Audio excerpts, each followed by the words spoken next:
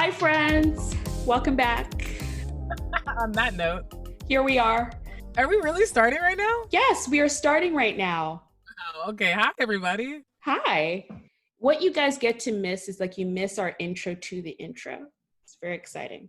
It's literally 49 minutes in. We're like, let's do the intro. Mess. Anyway, what a week. Jinx. Kicked it off with Allison Roman's amazing podcast. And she's been chatting us up and supporting us on social media all week, which we really appreciate. Yeah, that was a really great episode, and the response has been great. We got so many questions and comments and reviews. So guys, thank you so much for listening to the Non-Traditional Podcast. Welcome new friends. Yeah. Welcome to the party. Also, Wildfire, the theme song, dropped on Monday. And the music video dropped on Wednesday. So I know my girl Anastasia is going to put it in the show notes, right? Right? Yes. Right? Yes. Right? Everything's going to be in the show notes. So we started this new little segment on our Instagram channel called Podcast Pro Tips. So each week I pick something that maybe you might not know about podcasts, or maybe you've just been using the Apple Podcast app, but you want to delve more into nerdy podcastdom, which that's my job. Yep. She's a nerd. No, I thought I was a nerd. I'm regular compared to you. I love nerdy stuff, but I do talk about show notes. So you can go back to our Instagram and look at what I wrote about show notes. We leave all our information there. You can click onto our social media links. If we talk about anything in the episode, I usually have a link down there for it. So you don't have to go look for it on the internet. You can just go to the show notes, click on the link and go. And if you looked at the show notes for Allison's episode, I almost got out of my chair. I was dying. You might have got a little surprise. Oh, speaking of little surprises, now it's the big reveal of, my wig moment. I wear wigs, and now you know why. Okay, so check out Wildfire music video to see why. Lots of fun stuff in there. All filmed in quarantine on my iPhone 7 Plus that at one point had no sound. So try syncing lyrics without sound. She did it, y'all. She made a music video. I don't know. It kind of reminded me back of the old school days of MTV, Yeah, I was definitely a Total Request Live girl. Come on, TRL. But yeah, so always check out our show notes. We'll have all the information for you down there. Jenn, what else did you do this week? How's this week been? This week was busy and it's still going. I was a guest on Deep Dive with Dale Seaver on Wednesday night. And I debuted an acoustic version of Wildfire. So that was Estebalu's premiere performance. And yeah, that was pretty fun for the Sun in the USA. What about you? Well, after Jenn dragged me last week, I don't know if I should say anything, What did I drag you? What you did? I don't have a job, so how can I be busy? How you get fired on your day off, Craig? Guys, you can be busy without having a job, okay? Don't let Jenn talk you down. You can be busy. If quarantine has taught us anything, it's that we can be busy. Luckily, I have the support of Sarah, who came to my defense. As well as some other people. A lot of people came to my defense, and I am very grateful for all your love and support. Send them to my DMs. So, speaking of DMs, we got some questions this week from, and I have to say, Charlotte, I think you're a new super fan. Charlotte, let me tell you something. I have to shout this out. The reason that I know Charlotte is because we were in Girl Scouts together. Get out. And a little fun fact is I was a Girl Scout until I graduated high school. So I was very cool. I can tell. But no, Charlotte had the question. So if there was a super fan friend of the pod, it would be Charlotte. Mm-hmm. Yeah. Charlotte. And actually, for Charlotte, we have a Facebook group now. Ooh. So if Instagram is not your thing, if Twitter is not your thing, we now have a private Facebook group for Friends of the Non-Traditional Pod, and it's called Friends of Non-Traditional. I will leave the link in the show notes. You can go on there, you can join, you can find out when Essa Baloo is going to be playing live next. Hey. Hopefully sometime before 2021, but okay. Um, but all the information you need, you can talk to each other, you can interact. We want it to be like a nice, safe place where we can talk about all non-traditional things and inspire each other and encourage each other, because I feel like that's what we need right now the most: support and encouragement. I love it. I'm so excited that it exists. We're going to answer some of Charlotte's questions, which I loved. And one of them is, Jenn, what is your favorite podcast? Did she say favorite podcast or favorite podcasts? Because I have so many. She did plural. It was plural. Podcasts. Thank God, because I can't pick one. I am a huge fan of podcasts. So my favorite is The Black Guy Who Tips. They're a husband and wife couple in North Carolina, and their episodes are like 2 and 3 hours long. So, buckle in. You got to be a podcast fan. But they are hilarious, and they do games like Guess the Race and blanking with black people. I will not curse on the show. So that's my number one. Number 2 is a new one for me, Emma's Bunker. It's a comedian, Emma Willman. She's hilarious. She has some stuff on Netflix, and I saw her on there and was like, I need to know more about her. And then number 3 is going to be Keep It, Ooh. which is 3 LA writers. They're on Crooked Media, which is like, if you guys listen to like Pod Save America and all that good stuff, they're on the same network, but they kind of just like talk about pop culture and things like that. And then they have a Keep It at the end, which is like, what do we want to like leave behind for the last week or whatever that's happening. It's so good. Check them out. Nice. That's a good group. I actually have listened to a bit of Keep It as well, but I love a good tech podcast. Like, I mean, I think we're coming to the knowledge now that Anastasia is a huge nerd. For people who do not know, I mean, I've said before, I do work in the film and television industry, but what I studied in school was computer science engineering. So using that degree. But I really love tech podcasts. I listen to a lot of podcasts on the Twit network. That's Mac Break Weekly, This Week in Tech. I really love a lot of tech podcasts. And again, I'm just such a huge fan of the OG, This American Life. That was the first podcast I was ever introduced to. It is one of the only podcasts that can make me cry on the train. They tell really great stories, and if I ever get to meet Ira Glass, that might be it. That would just be that would just be the end. My favorite episode was the Sarah Bareilles and Leslie Odom Jr. when they wrote a song together. Wow. Yeah. If you guys have not checked out that song, please go. And the video to go with it. It's just so incredible. Yeah. So those are a few of my favorite podcasts to listen to, which might bring us to our guest for episode 4. Ooh, it was such a great episode. We really love Walt. I feel like we know him now. He just made us feel so welcome that whole time, even though he was a guest on our show. Right. And so Walt Mossberg is currently retired. It's something that's really interesting because part of our mission on Non-Traditional is not only to talk to people who are in the middle of their successful careers or anything, but also people who have had successful careers and might not be doing that anymore, but we can also learn from their experiences. So Walt Mossberg is a former Wall Street Journal journalist.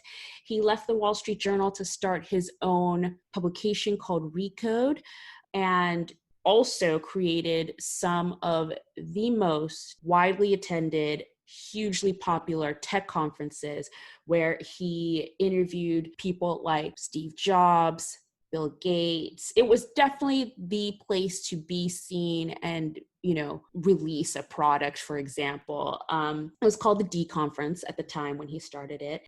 He's a legend, and being able to interview him was such a joy for me, who's like a tech nerd, and here I am speaking to what is tech royalty. It was definitely a moment. It was a moment for me. Yeah, we'll definitely get into a little bit more about his episode at the end, but I feel the same. I am not as much of a nerd as you, but I do consider myself fairly tech savvy, and it was great to just get a really humble opinion on what it means to be a tech reviewer, be a journalist, and how that's evolved over several years. Hope you enjoy the episode.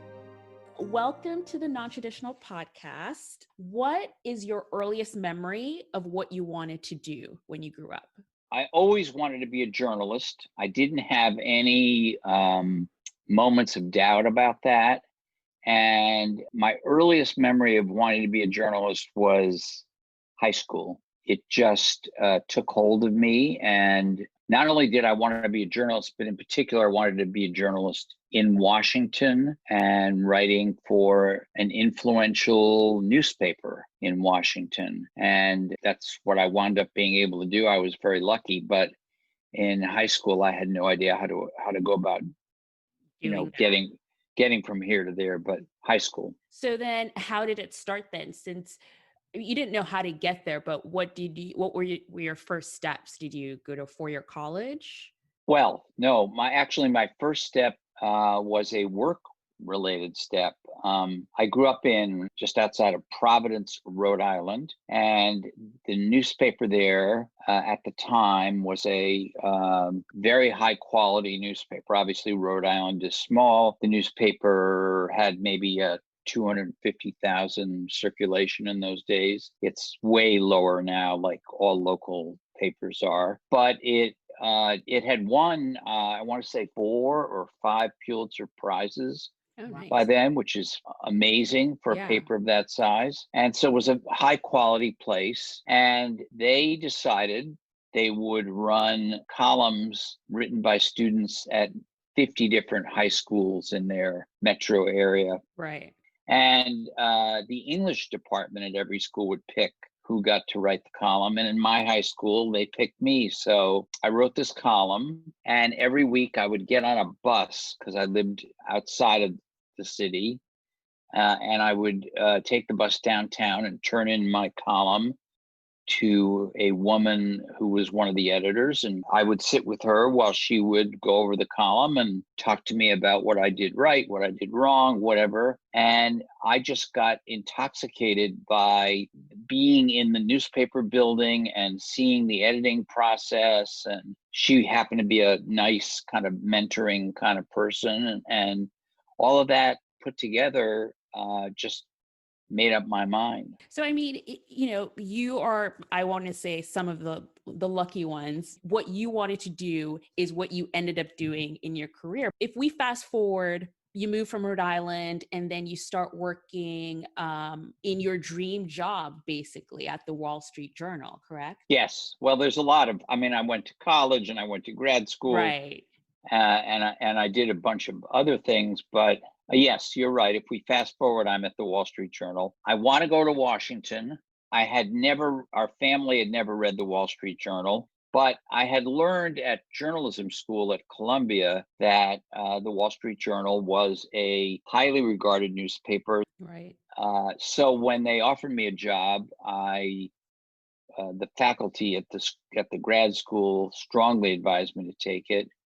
But the only hitch was they wouldn't send me immediately to Washington. So my new wife, we had just gotten married a few months before, and I set out for Detroit, where she also started her career in special education. We had a 5-person bureau in Detroit. 5 people?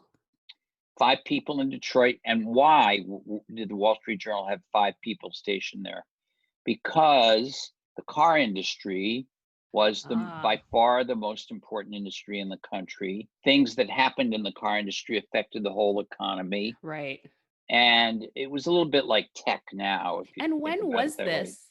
This was in 1970, so pretty ancient. We spent 3.5 years in Detroit. I covered labor. I covered 2 strikes. And then they had promised that if I did well in Detroit, they'd move me to Washington. So in 1973, they moved me right at the end of, like in December, right around Christmas, 1973, they moved me to Washington, where they had a labor beat to cover organized labor and the federal, Department of Labor and regulations on labor and all that kind of stuff. Right. And that's where I stayed. I stayed in Washington the rest of my career. So, I mean, anyone who knows you hearing this will probably think, wait, Walt reported on labor and politics, and because that's not what you're known for. You're known for being a technology reporter and commentator. How do you go from A to B? You are pretty much, anyone looking at your career at this point, you started out, you wanted to be a journalist, you work for the Wall Street Journal in Washington, D.C., covering politics and labor. How does that become, okay, let me change everything and go do this other thing that nobody knows you for? That's a terrific question. So what happened was I spent 18 years I didn't only cover labor. I covered the environment. I covered energy. I covered the Pentagon. I covered economics. I covered the State Department. I covered a whole bunch of things. But somewhere along the way, two things happened. One was I became very interested in computers as a hobby, which was bizarre because I had no science, background. I took the minimum science I could take in college. I wasn't interested in technology or computers at all, but I became interested in it as a hobby, just as it was kind of becoming a thing. And I would save up money and buy these personal computers, a little better one, and then a little better one as I got a little more money, and learn about them. I learned a little bit about programming and that kind of stuff. Yeah. But that was a hobby. So that was the first thing. The first thing was I got interested in that. The second thing was I realized that I had a little bit of an entrepreneurial streak, that I was willing to take risks and try new things. And so in 1990, when I was the chief national security correspondent for the paper, and I was basically covering from the US side. I wasn't living overseas. I was still in Washington, but I was covering the collapse of communism, the end of the Cold War. And I went to the head editor of the paper in New York, and I said, I want to do this computer technology column, but I want to do it in an upside down way from the way every other newspaper is doing it. And he said, what are you talking about? And I said, well, every paper, the columnist is a geek, and they are writing for readers who are geeks. And so it's filled with jargon. And the whole idea is, if you want to use computers, you have to become a techie.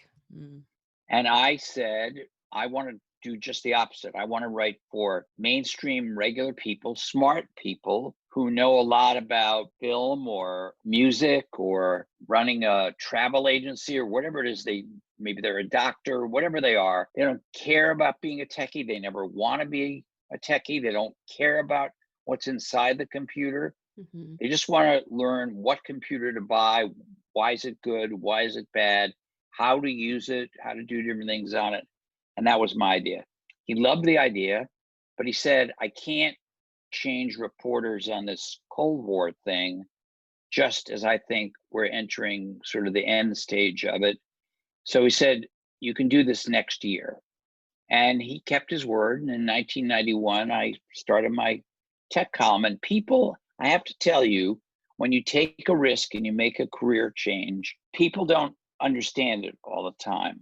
Right. People in Washington, including the Secretary of State at the time, wow, started asking a lot of questions about whether I had been demoted to this job, and because they thought it was unimportant and they didn't understand it. Right. And the Secretary of State actually assigned staff people to find out why I was demoted. Oh, wow. And I'd be walking around the streets and meet people, other reporters or people from the government, and they'd ask me if I was okay, as if I'd been really ill or something. And I try to explain that this was my choice and something I really wanted to do, but they didn't get computers either. This in 1991. That changed pretty quickly. I would say 2 or 3 months there in Washington, which is a government politics policy town. People were baffled. Wow. Now, how do you find the fine line between honesty and creativity when writing like feedback on and reviews. Like it seems like we're in a day and age when there's only hot takes. Those are the only ones that are heard out, right? You know, what if you love a product and you're worried about, I mean, you're the godfather of tech reviews, so you might not be worried about this right now, but you know, I think it's something where people kind of want to stand out. So they may say they hate a product or they love it and it's the perfect product. And that might not necessarily be the truth when the actual review could just lie in, you know, the pros and cons of a product. Like, how do you find that fine line and how do you toe that line? It's a great question, Jen. Luckily, I did not have to any pressure, zero pressure from my editors or anyone to do hot takes. There was no internet or web in 1991. As soon as the web got going later in the 90s, I jumped on it, but I didn't change my style. I wrote once a week, and that helped, on a schedule. People knew which day it was coming out. It came out in print at the same time it came out on the web. The only difference on the web was I did these very crude videos, not unlike the one we're doing now. Even though the audio, I mean, this is actually better, but I just sat in front of these much worse webcams than we all have right at the moment, and I tried to do a video. But your question is fantastic. I was honest. I was always honest. I didn't care if the company that made the product liked the review or not. And some of them pulled their ads out of the Wall Street Journal because of me. Some of them tried to get me fired. I learned this later because my editor didn't want to tell me about it. Didn't want to stress you out. And most of my reviews actually were kind of in a gray area. There were, you know, it was a real minority of products that I thought were so fantastic that I would give them a kind of a rave review, or so terrible that I would just spend the column, you know, dunking on the whole column and say, don't buy this, it's terrible, whatever. Right. And most of the other ones, even if I said, hey, this is a good product, I recommend you buy it, but be aware that it has these various downsides. That was the, you know, it was always kind of in the gray area. Or this is a good product, but it's expensive, so make sure you need it. Right. Whatever. Those were the kinds of things I do.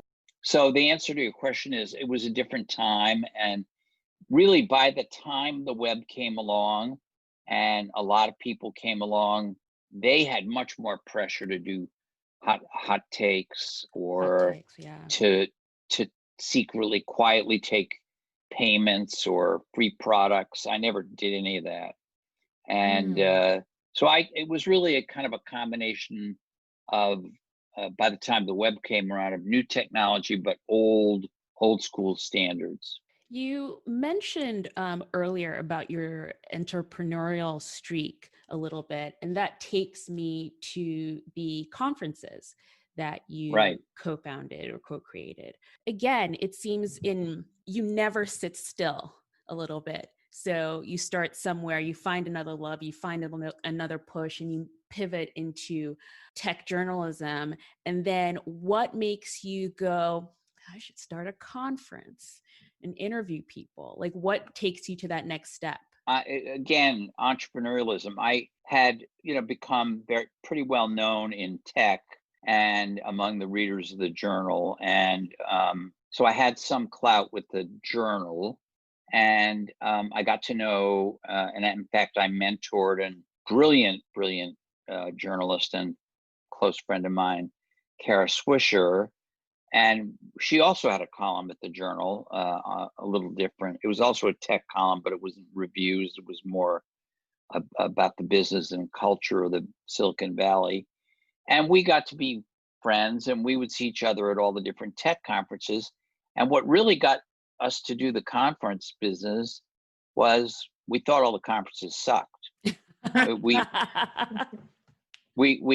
both have considerable egos, and we thought these producers of the conferences are letting these tech CEOs just basically give sales pitches for their stuff, and we can do a much better job. Why don't we do journalistic interviews on stage without telling the person any of the questions, and without allowing them to use slides. That was one of our big rules. Nobody, including, by the way, Bill Gates, who owned PowerPoint and actually said to me, I own PowerPoint.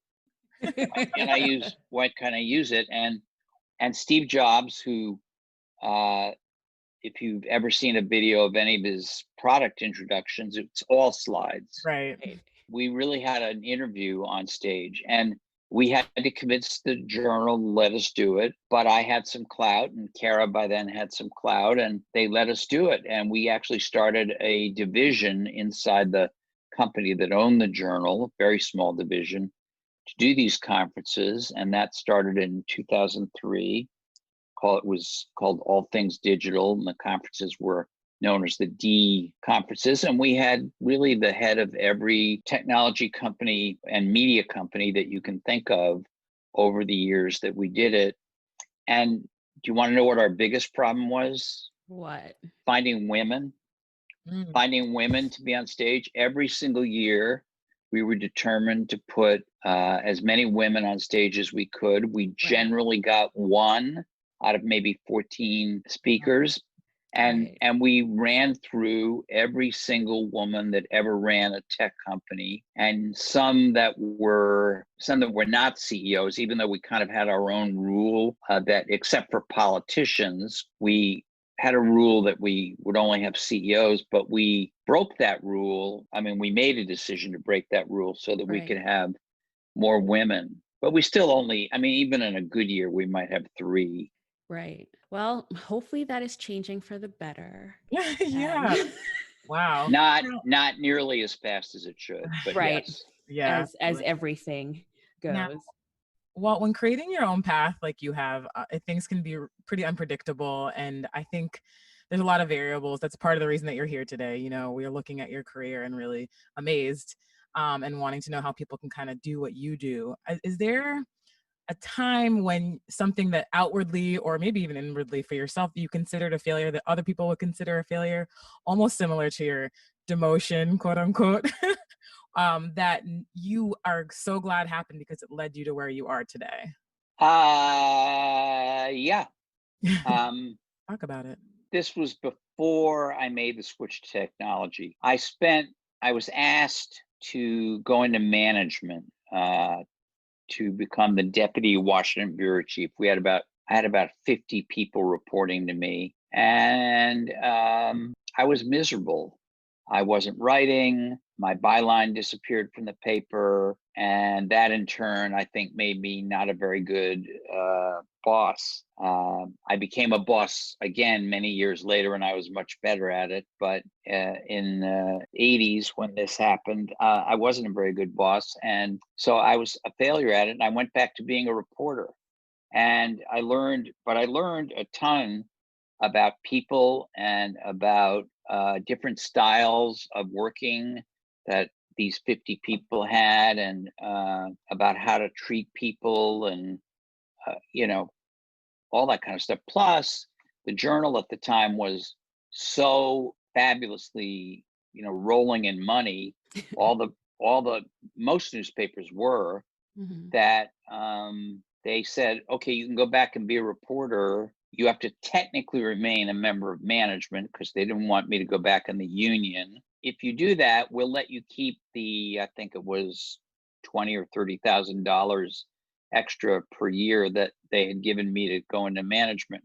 So I needed the money, so I kept the money and didn't go back in the union, although I continued to support the union on the side secretly. And I wasn't a manager in the sense that I managed anything. I was just classified as being in management. But that was a failure, and it did teach me. I have to say, the conferences did not fail. Individual interviews went badly occasionally, but the conferences were very successful. And 5 years into the conferences, they let us start our own website, separate from any property of the Wall Street Journal, in fact, competing with the Wall Street Journal. And the conferences and the website and my column all ran until we left the Wall Street Journal in 2013. Wow, incredible. Looking to sort of the present and the future, I mean, when you started out, like you said, it was a different time. It was a different world. For someone coming in now who maybe wants to be a journalist, there's so many different avenues. Like before, you could say New York Times, Wall Street Journal. I don't know. Did the LA Times exist? Like there were like big. Yeah. No, the LA Times, the Washington Post, those were the four. Yeah, like the big. Like newspapers. There were also great magazines. And of course, there was the network news and, that there were cable news had started. But there was a pretty small group at the top of the pyramid. Yeah. That you could work for and say, oh, I'm at the top. Now the playing field is so, large. You could work at The Verge. You could, work for the Wall Street Journal. You could start your own blog. You could work for something like The Information. That's like, you have to pay for to get in. But what filled with ex Wall Street Journal people, by the way, and started by an ex Wall Street Journal person. Wow. Well, there we go. But so what would you say for someone coming up now who says, hey, I want to be a journalist, what to do? So here's what I'd say. I would say it's a wonderful field. It's a noble field. Don't do it unless you're prepared to be honest, to take a lot of crap. Don't do it unless you're prepared to be ethical. And don't do it unless you're prepared to not make any money or very much money. Even when I started, my starting pay at the Wall Street Journal was $9,000 a year. And even if you account for inflation, it was probably $35,000 in today's dollars or something. It was not very much money. And now it's much worse. Most news organizations are struggling. And of course, the pandemic is a particular problem right now, because readership is way up, viewership is way up, listenership on podcasts, oddly, is not way up, it's down. No more commutes. And people are furloughing journalists or laying them off. So it's a tough time, but it was a tough time before the pandemic. And so I think my advice would be, it's super important to the democracy and the republic that we have, to the extent we still have it. It's super important, people having the information they need, whether it's the health information now or political information or anything, particularly when you have a president who's a liar. And it's critical, but it's very insecure and it doesn't pay very much money. And so that's that is the advice. I've been giving advice to students, college students, high school students for years, speaking at colleges, speaking frankly at high schools when asked. I never turned down a school invitation or a student invitation for a meeting. I actually wanted to ask you about that, because one thing Anastasia and I were really surprised with was your speedy responsiveness to all of our communication. And do you think that that's common in the tech world? Or do you think that people kind of get caught up in their ego? At the end of the day, we're unknown. You didn't necessarily have to give us the time of day. Do you think that attributes to your success, the way that you are kind of a philanthropist in that way, where you're giving back to students and colleagues and making time to use the knowledge and the creativity that you have to give back to people like us? So you're asking me to praise myself? I don't exactly. Do you feel like that's common? Like, do you think somebody in your position, you have all of this acclaim? I wouldn't have. Well, first of all, I wouldn't have been as speedy, except that I'm retired. I retired a couple of years ago. Yeah. And it's not that I have nothing to do. I'm very involved with a thing called the News Literacy Project, which I could explain if you want. But it's not that I have nothing to do, but I have less to do than if I had a full-time job. But I will always, if I see that there's a new venture like yours, why not? I mean, I had plenty of mentors. Not that I'm a mentor to you guys, but I mean, I had a lot of help. You're a secret mentor. I took time all through my career to mentor people, and after I retired, won an award for mentoring journalists that I didn't even know existed, and that's my favorite. I've gotten a whole bunch of awards, a lot of which are sort of semi, meaningless, but I that's my favorite award. And there was another question that I. Oh, well, tell us about the literacy program, the Oh, news literacy program. So, 12 years ago, a reporter for the LA Times who worked in their Washington bureau and who had won the Pulitzer Prize left the LA Times because their ownership changed and they had a terrible owner, and he left. And he happened to give a talk at his daughter's middle school. And he realized that the kids did not have a good sense of what was true and what was not true in terms of what they saw online. And they did not understand journalism at all. And so he started a thing called the News Literacy Project. It was not like some of these things started immediately after Trump was elected. It was going for a long, long time before that. And his initial way of operating was to operate in a limited number of cities: New York, Chicago, DC, I think Houston. And he would have journalists come into classrooms and talk about journalism and talk about fact versus fiction and talk about ethics. And that was my first contact with them. They called me out of the blue and asked me if I would do this at a high school in the suburbs here in DC. And I did that. And these were all very smart kids from well-off families, and I was astonished at how little they understood. So eventually I went on the board. I'm still on the board. I'm on what's called the executive committee, which helps to run the organization. We're now very fast growing.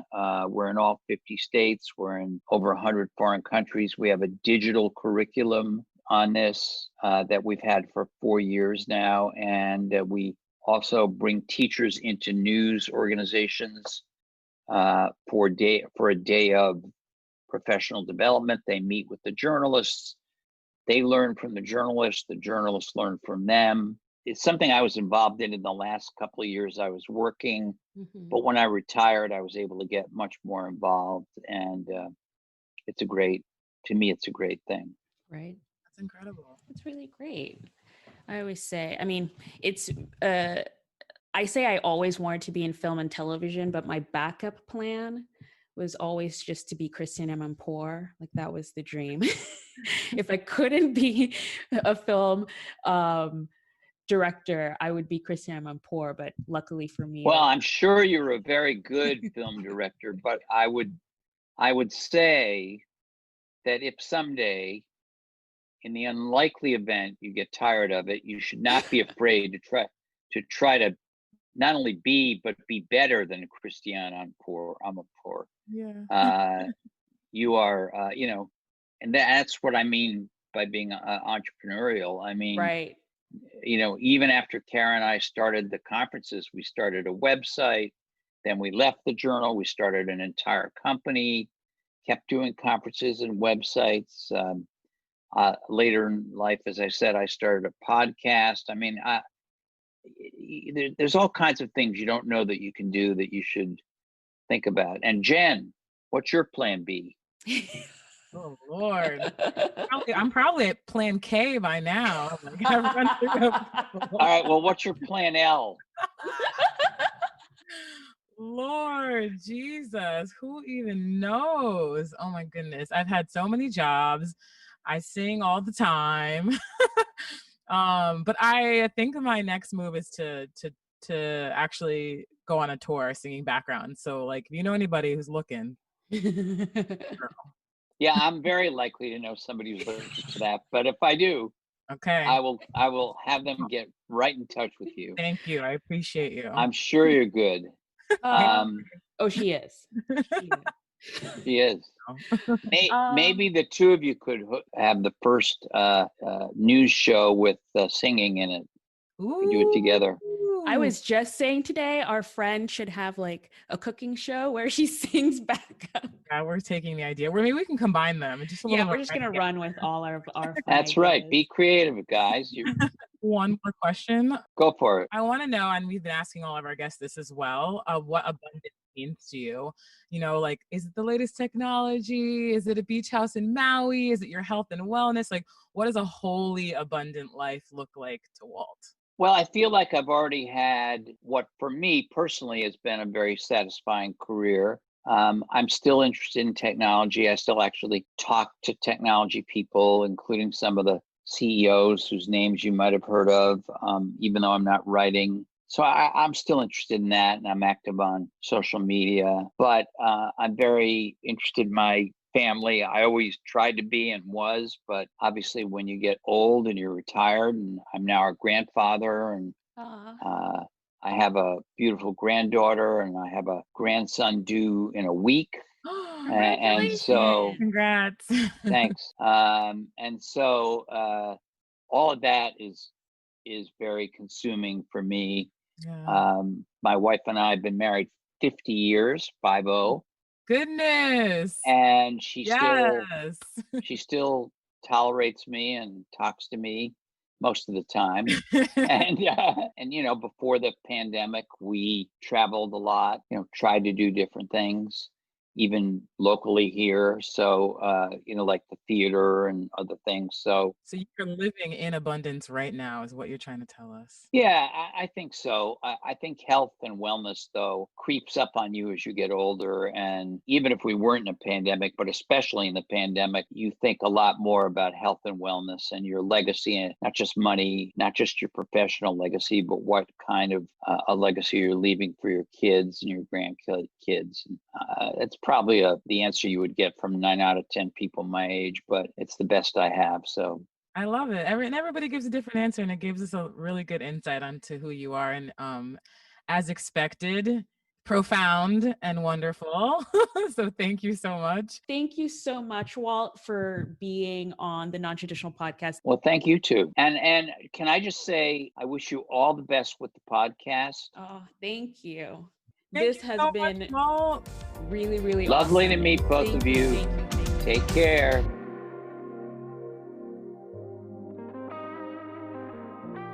Yay! That was such a great episode. We love Walt. We really love Walt. Like, it just gives us warm feelings. I always say it's like he's our honorary like grandfather. He's giving us all his wisdom. Yeah, and we need to check in on him because maybe by this time his new grandchild will be born. Definitely. So, of course, you might know already, but we interviewed Walt in April. A lot of our interviews were done in kind of like April, May. So he definitely has a second grandchild now, and we should totally check in on him and see how it's doing. One thing I really loved about this interview was just how willing and gracious he was to reach out to young folks looking for mentorship. That's something that is super important to me, just because it's something that a lot of us don't get when we're younger, and if we do, it's invaluable. So the fact that he's willing to do things like that, and the news literacy program is just incredible.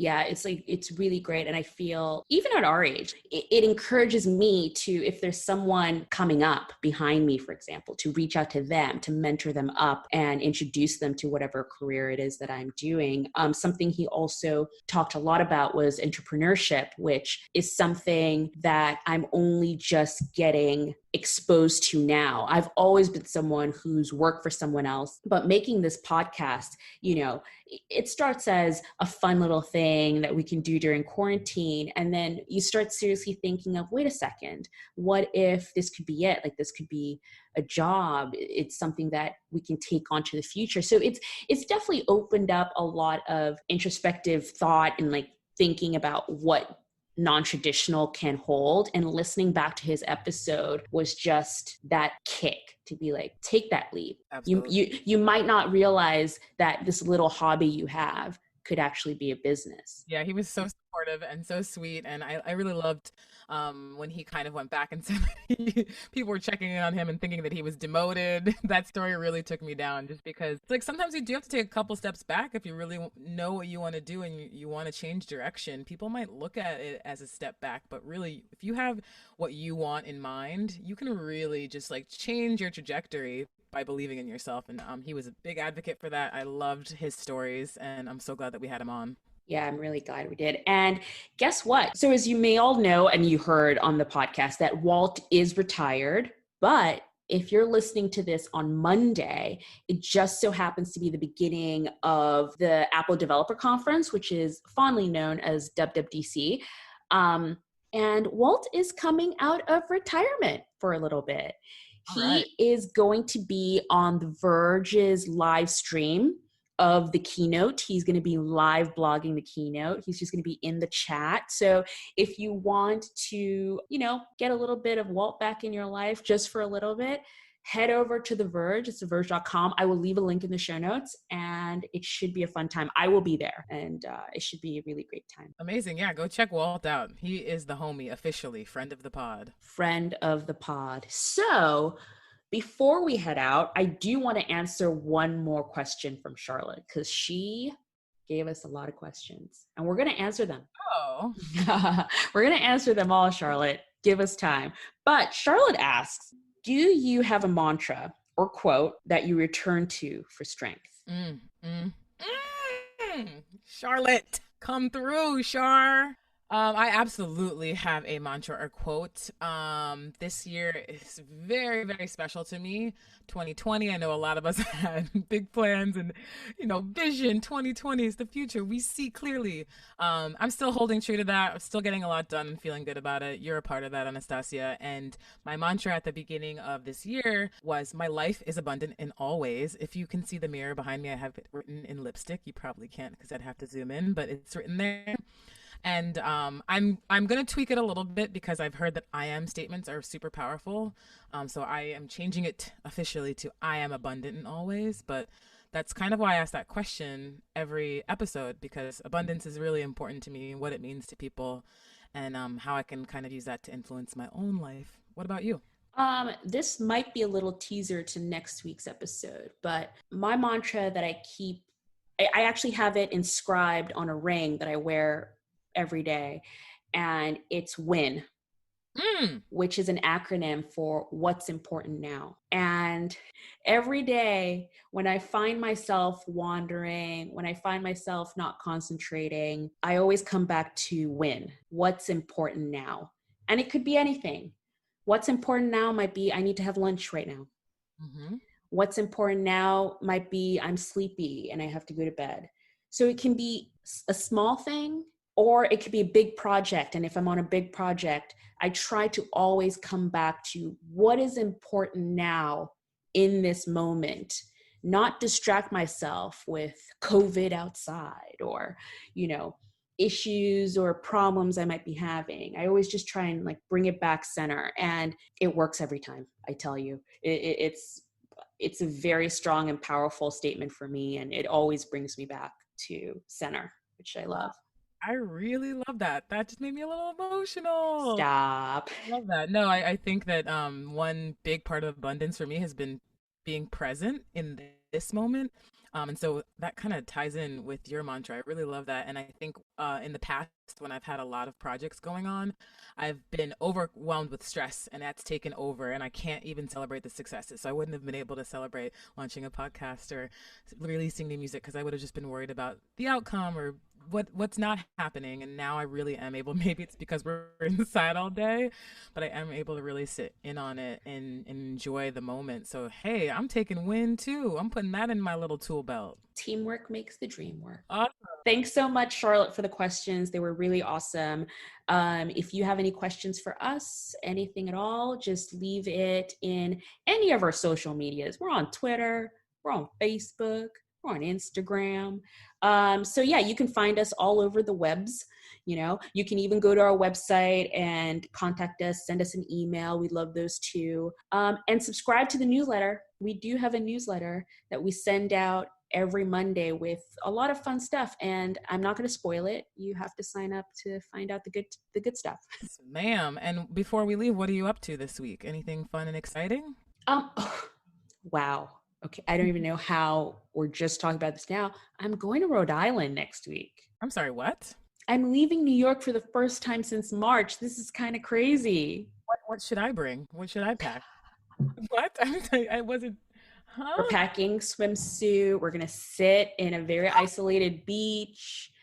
You know, I'm only gone for 3 days, but it's just nice. It's just finally nice to get out of the city. And even just the idea of getting out of the city has made my week so much lighter and just, you know, excited for a little mini vacation, if you can even call it that.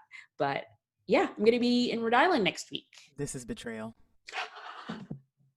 I love you, New York. I would never leave you, ever. Right.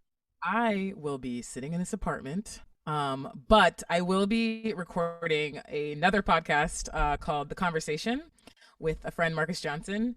And it's under the Crossing Party Lines organization, which is a nonprofit organization that tries to get people of differing views to chat.